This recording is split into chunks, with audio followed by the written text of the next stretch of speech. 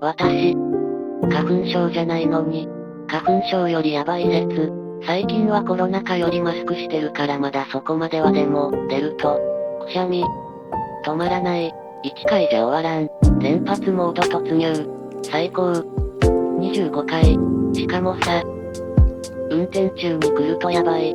急いで車を止めることも、目つぶる。前見えん。連発来る。やっと終わったと思ったら、鼻水だらー。ティッシュ、ティッシュどこ？これ、花粉症よりやばくない？パパラボー。